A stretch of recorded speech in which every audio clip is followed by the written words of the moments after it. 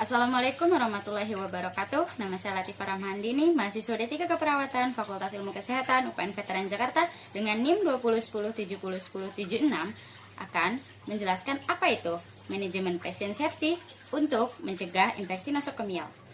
Jadi, manajemen patient safety itu adalah suatu disiplin untuk mencegah tindakan buruk dalam penanganan tindakan keperawatan atau penanganan tindakan tenaga medis menjadi lebih aman. Tindakan manajemen patient safety juga dilatar belakangi oleh keselamatan pasien yang telah menjadi kesadaran global dan juga dipupuk oleh aliansi dunia untuk keselamatan pasien. Itu menurut World Organization Health atau WHO dan menurut Immanuel 2008. Bahkan menurut Permenkes 1691 garis miring Menkes garis miring PER garis miring V111 garis miring 2011 tentang keselamatan pasien di rumah sakit, bahwa setiap rumah sakit wajib melaksanakan manajemen patient safety.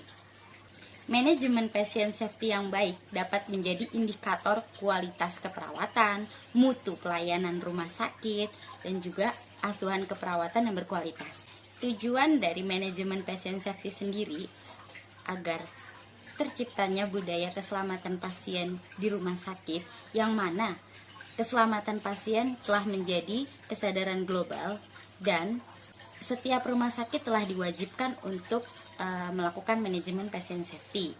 Yang kedua, meminimalisir kejadian buruk seperti penyebaran infeksi nosokomial kepada pasien di rumah sakit akibat ketidaksterilan atau tindakan buruk yang dilakukan para tenaga medis di rumah sakit. Bahkan kedisiplinan dalam melakukan manajemen patient safety dapat dilihat dari indikator angka kejadian infeksi nosokomial di suatu rumah sakit, di mana akan menjadi mutu pelayanan rumah sakit. Dan apabila angka kejadian infeksi nosokomial meningkat, maka mutu pelayanan rumah sakit tersebut turun.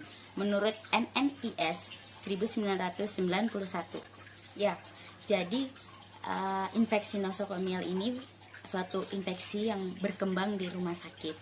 Jadi pasien dikatakan terkena infeksi nosokomial apabila gejalanya baru ada ketika pasien di rumah sakit, atau gejalanya baru ada ketika pasien pulang dari rumah sakit.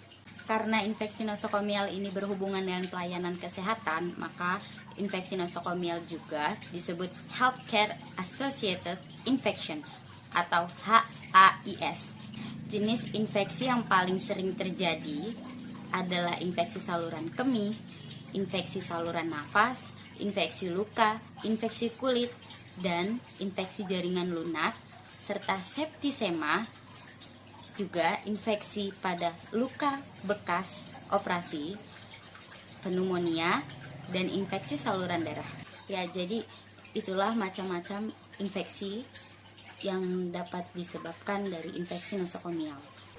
Nah, apa aja sih upaya yang bisa dilakukan untuk manajemen patient safety ini? Contohnya, mencuci tangan setelah terpapar cairan tubuh dari pasien, misalnya darah, urin, atau feses. Makanya selalu menggunakan sarung tangan, terus mengikuti standar operasional prosedur atau SOP setiap melakukan tindakan. Ketiga, seperti yang tadi saya bilang, menggunakan pelindung standar seperti sarung tangan, masker, perlengkapan lain. Keempat, menjaga kebersihan lingkungan di rumah sakit, terutama di kamar pasien dengan menggunakan cairan pembersih atau disinfektan. Juga menjaga kebersihan pembuangan limbah urin, limbah dahak, dan limbah cairan lambung. Nah, dalam pembuangan urin itu ada tekniknya. Menurut Fitriani A 2013, 4 November. Nah, dalam pembuangan limbah cairan-cairan tubuh, juga pembuangan alat-alat medis, itu ada tekniknya. Yang pertama, teknik pembuangan limbah urin. Pengolahan limbah dapat berupa urin ditampung di septic tank, bak penampung awal atau buffer basin urin, dan effluent. Air limbah dari bak pengendap akan dialirkan ke bak air terolah.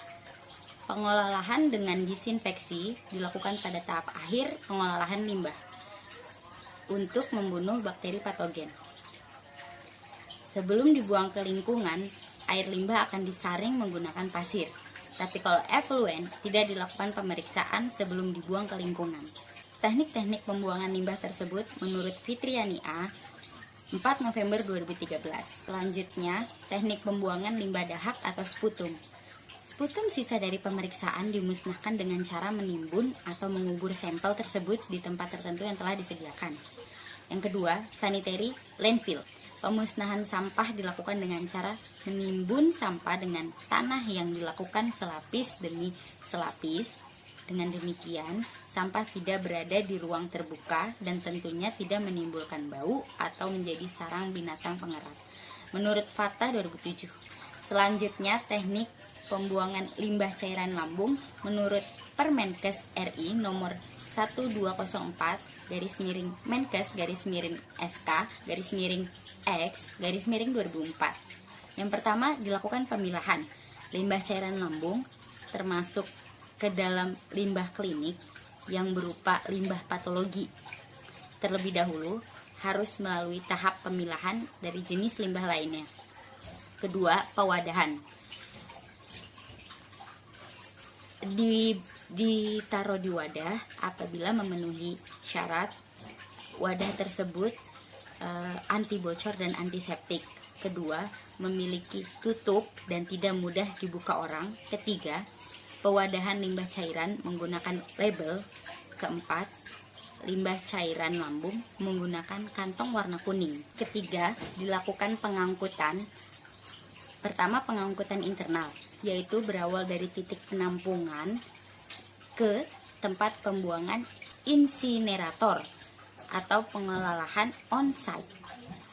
Dan pengangkutan eksternal, yaitu pengangkutan sampah medis ke tempat pembuangan di luar atau off-site. Setelah dilakukan pengangkutan, lalu ditaruh di tempat penampungan sementara atau TPS. Nah, petugas pengumpul limbah harus memastikan kantong-kantong plastik dengan warna yang sama telah dijadikan satu dan dikirimkan ke tempat yang sesuai. Kantong harus disimpan pada kotak-kotak yang kedap terhadap kutu dan hewan perusak sebelum diangkut ke tempat pembuangan. Yang kelima, tempat akhir atau TPA. Sebagian besar limbah dan sejenisnya itu dimusnahkan dengan insinerator atau dengan menggunakan metode sanitary landfill. Nah, untuk pembuangan seperti alat-alat bekas medis bisa menggunakan mesin insinerator. Komplikasi yang timbul setelah seseorang terpapar infeksi nosokomial antara lain endokarditis yang menginfeksi pada endokardium atau jantung, umumnya disebabkan masuknya bakteri ke dalam aliran darah. Lalu sepsis adalah komplikasi berbahaya akibat infeksi, dapat menimbulkan tekanan darah turun drastis serta kerusakan pada banyak organ, dan komplikasinya dapat menyebabkan gagal ginjal. Pengobatan awal untuk pasien yang terinfeksi nosokomial dapat dilakukan pemberian antibiotik secara empiris. Jika dicurigai penyebabnya adalah bakteri, bisa diberikan anti jamur jika dicurigai itu penyebabnya jamur, dan antivirus jika dicurigai penyebabnya adalah virus. Infeksi nosokomial selain disebabkan bakteri, virus, jamur, bahkan juga bisa parasit. Pasien yang terkena infeksi nosokomial itu disebabkan bakteri, virus, jamur, dan parasit yang penularannya bisa melalui kontak. Bakteri disebarkan terutama melalui tangan staf karena mereka sering menangani pasien dan peralatan. Lalu, mikroorganisme tersebut dapat menyebar melalui udara, dapat terjadi dalam jarak yang pendek untuk patogen positif gram, juga beresiko tinggi misalnya ruang operasi dan unit luka bakar. Apabila kulit tidak lagi utuh, maka pasien menjadi sangat rentan terhadap infeksi. Penyebaran mikroorganisme juga berasal dari makanan dan air yang tercemar, seperti salmonella yang mencemari jari-jari tangan dari sumber makanan yang tercemar, dapat bertahan dari pencucian tangan dan menyebar melalui air yang terjadi di daerah dengan sanitasi yang buruk. Lalu keempat, penyebarannya melalui serangga. Itu penularan mekanis terjadi apabila patogen dipindahkan dari satu lokasi ke lokasi lain melalui permukaan serangga, sering dengan kakinya. Yang terakhir, penyebaran melalui reservoir infeksi. Kondisi yang menguntungkan mendorong pertumbuhan dan reproduksi sejumlah besar bakteri. Reservoir dapat terbentuk di kulit petugas atau pasien sehingga terjadi infeksi silang. Menurut IKA 2016. Jadi itulah seputar manajemen pasien safety untuk mencegah infeksi nosokomial. Saya Latifah Rahmandini. Sekian, terima kasih. Wassalamualaikum warahmatullahi wabarakatuh.